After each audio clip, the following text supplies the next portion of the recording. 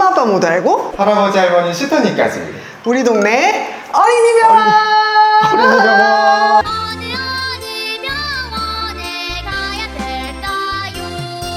오늘도 특별한 게스트를 모셨습니다. 소아청소년 정신건강의학과 전문의 조성우 선생님이십니다.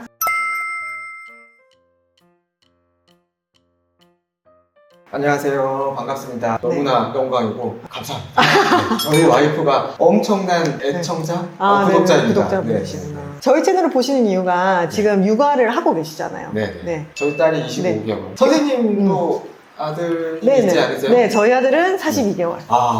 나이 차이가 괜찮네요. 저희 아들이 되게 잘생겼어. 제 딸도 엄청 예쁘더라고요. 네. 저희 딸도 아직 여자입니다. 오늘 이렇게 제가 조성우 선생님을 모신 이유는 바로 우리 아이들 성교육 때문이죠. 또 요즘에는 성교육을 굉장히 또 어렸을 때부터 하잖아요. 네. 그래서 많은 분들이 또 궁금해하시는 내용이시기도 해서 우리 아이의 첫 성교육에 관한 이야기를 해보려고 합니다. 우리 아들을 키우다 보니까 되게 당황하던 순간들이 몇 가지가 있는데 제가 남자가 아니어서 제일 첫 번째는 이 성기를 씻어줘야 되잖아요. 근데 어떻게 씻어줘야 되는지 잘 모르겠는 거예요. 그래서 그게 처음으로 제일 좀 당황했던 부분이고, 그리고 선생님도 남자신데 딸아이를 키우시잖아요. 어떠셨어요? 저랑 아내랑 신체 구조가 다르잖아요. 네. 가슴이 있고 이제 성기 부분이 다르고 근데 그런 것들을 얘가 인식을 해서 두리번두리번 하고 쳐다보기도 하고 자기는 엄마랑 이제 그래도 좀 비슷하잖아요. 근데 저는 이제 성기 부분이 다르잖아요. 쪼르르 달려오더니 속옷을 입고 있는 상태였는데 콕콕 눌러보더니 까르르 또 웃기도 하고 약간 이제 그런 모습을 보인 적도 있었거든요. 원래 애들이 만 3세 정도 때부터는 인지가 발달하면서 막 상상의 나래를 막 펼치기 시작하거든요. 저게 뭘까? 저 신기한 거에서 뭐가 나오는 건가? 막 엉뚱한 상상들을 많이 할 텐데 그 부분을 해소해주는 게 성교육의 시작이 아닐까 하는 생각이 듭니다. 맞습니다. 우리가 성교육이라는 게 집에서 엄마 아빠가 파워포인트 만들어가지고 애 자리에 앉혀가지고 강의할 수는 없는 거잖아요. 저희한테 뭔가 질문을 하거나 어떤 반응을 보일 때 그때 생활에서 사실 자연스럽게 대화로 알려줘야 되는 부분이라고 생각을 하는데 그 부분을 부모님들이 어떻게 하면 자연스럽게 말을 할 수 있을까? 그 부분을 오늘 얘기를 해보는 게 좋을 것 같습니다. 네, 맞습니다. 그러면 첫 번째로 궁금해 하시는 게 언제 성교육을 시작을 해야 되느냐거든요. 근데 저희가 이제 만 3, 4세를 얘기를 했는데 왜 이 시기에 시작을 해야 되죠, 선생님? 아까 말씀드린 것처럼 인지 발달이 이제 일어나는 시기가 이제 만 3, 4세 정도부터 이제 폭발적으로 좀 많이 늘어나는 시기가 오거든요. 그 나이가 되면 아이들이 성기 부분에 대한 감각이 있는 게 굉장히 예민해지고 그걸 가지고 스스로 가지고 놀거나 만지작거리거나 이런 것들이 시작되는 그런 시기여서 이제 시작 시기를 한 3세 정도부터 보는 게 좋을 것 같고 근데 그러면 부모도 3세 됐을 때부터 딱 공부를 한다 이게 아니라 아이가 어렸을 때부터 미리미리 공부를 해보고 어떤 태도를 지내야 되는지를 알고 있는 게 중요한 것 같습니다.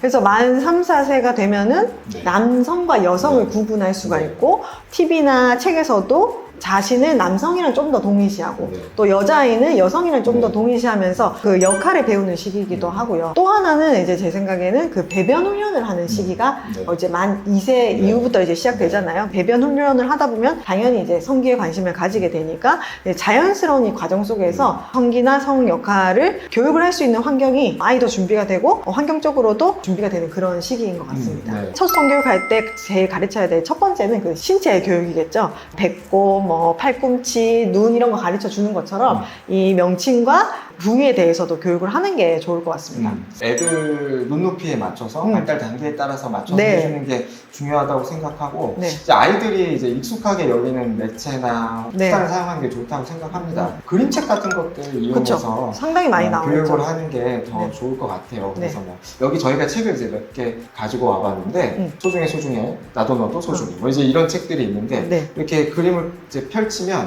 다른 신체 부위하고 다르지 않다는 걸 보여주려고 하는 거거든요. 머리, 어깨, 발, 손, 배 뭐 이런 식으로 이제 어디에 소중한 부분이 있을까? 팬티 안에 소중한 부분이 있다. 그걸 지켜주고 있다. 그다음에 입이랑 가슴 이런 것도 엄청나게 중요하다.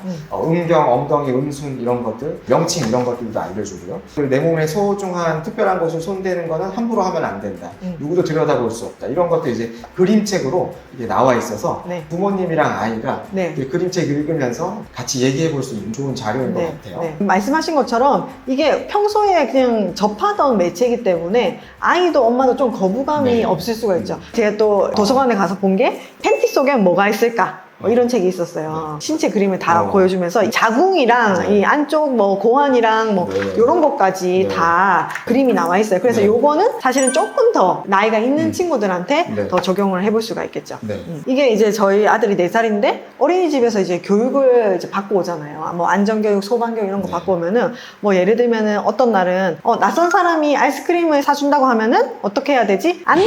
난 안 갈 거야! 이거를 연습을 하더라고요. 그래서 이 책에도 그게 나오잖아요. 그러면은 누가 우리 아들 팬티 내려보라고 하면 어떻게 해야 하니까 안 돼!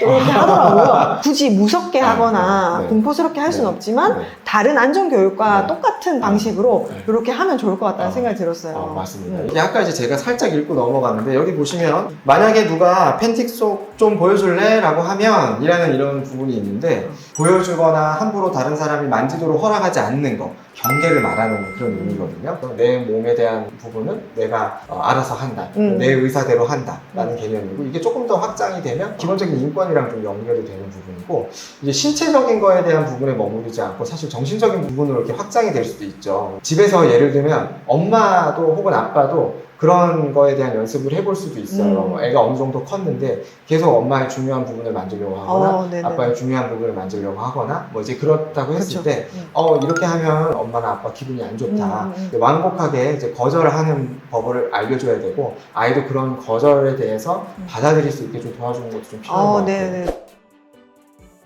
이번에 제가 이 수영대회가 열릴 거야 라는 책을 같이 아들과 읽어봤거든요.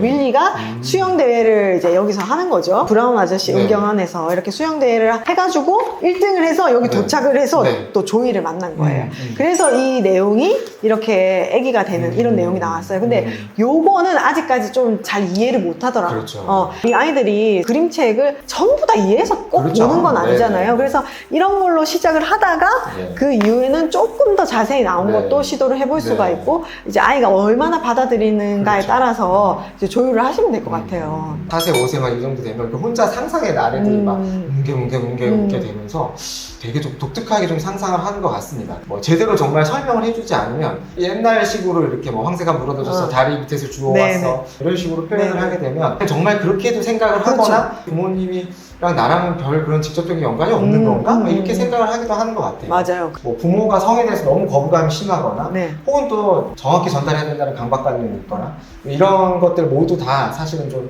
좋지 않을 수 있고, 부모도 마음의 준비해야 되고 평소부터 공부해야 되고, 생활에서부터 아이의 경계나 아이의 신체적인 부분에 대한 보호를 해줘야 되고, 그게 꼭 부모뿐만이 아니라 조부모님이나 주변에 있는 다른 사람들도 아이에 대한 경계나 아이의 의사표현이나 이런 것들을 존중해줘야 되고, 그런 것들이 다 같이 가야 되는 부분인 것 같다는 생각이 들거든요. 사실 지금의 부모 세대가 성교육을 체계적으로 받은 세대는 아니잖아요. 선생님은 언제 처음 성교육을 받으셨어요? 저 아마 한 초등학교 6학년 때 정도였던 걸로 기억을 해요. 그러니까 성의 눈을 뜨신 건 언제인데? 그보다 더 빠르죠.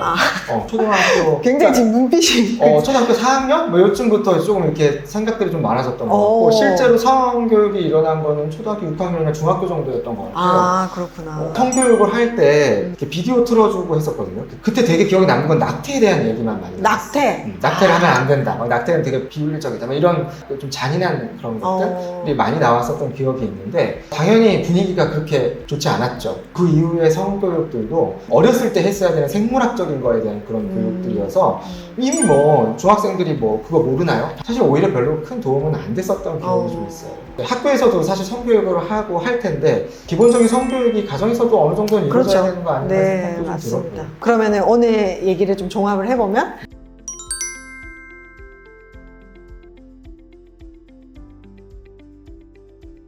정말 너무나 정리를 잘해주셨어요. 정리의 여왕이십니다. 아이를 키우시는 보호자분들이 이제 이런 마음을 가지고 부부 간에서도 먼저 이렇게 얘기를 시작하신다면은 좀 더 자연스러운 우리가 성교육 문화를 또 우리가 또 앞서서 만들 수 있지 않을까 하는 생각이 듭니다. 그리고 참고로 부모님들도 공부가 좀 필요하다고 하면 저는 이 책도 좀 추천드려요. 알쏭달쏭 우리 아이 성교육이라고 해서, 사실 이렇게 굉장히 좀 내용은 좀 많이 있는데 쉽게 읽히는 그런 책이라서 이건 이제 부모님들이 우리가 어떤 태도나 어떤 것들을 갖고 미리 준비를 해야 되나 이런 것들을 좀 공부하실 수 있는 그런 내용인 것 같습니다. 오늘 나와주셔가지고 이렇게 책 추천도 해주시고 중요한 말씀들 많이 해주셔서 정말 많은 분들에게 도움이 됐을 것 같습니다. 네, 그럼 조성호 선생님 마지막으로 저희 우리 동네 어린이병원에 나와주신 소감 한번 말씀해 주세요. 오늘 이제 박소영 선생님이랑 이렇게 촬영을 했는데 역시 박소영 선생님 너무 유쾌하시고 너무나 잘 편안하게 이끌어주셔서 너무나 재미있게 즐겁게 녹화했습니다. 방송 보시는 분들에게 정말 많은 도움이 됐으면 하고요. 이제 만약에 어려움이 있다면 주변에 있는 정신건강의학과, 특히 소아정신과를 찾아주시면 아마 선생님들이 친절하게 잘 가르쳐 주시지 않을까 하는 생각이 좀 듭니다. 네, 오늘 나와주셔서 감사했습니다. 감사합니다. 네. 다음에 또 봐요. 안녕.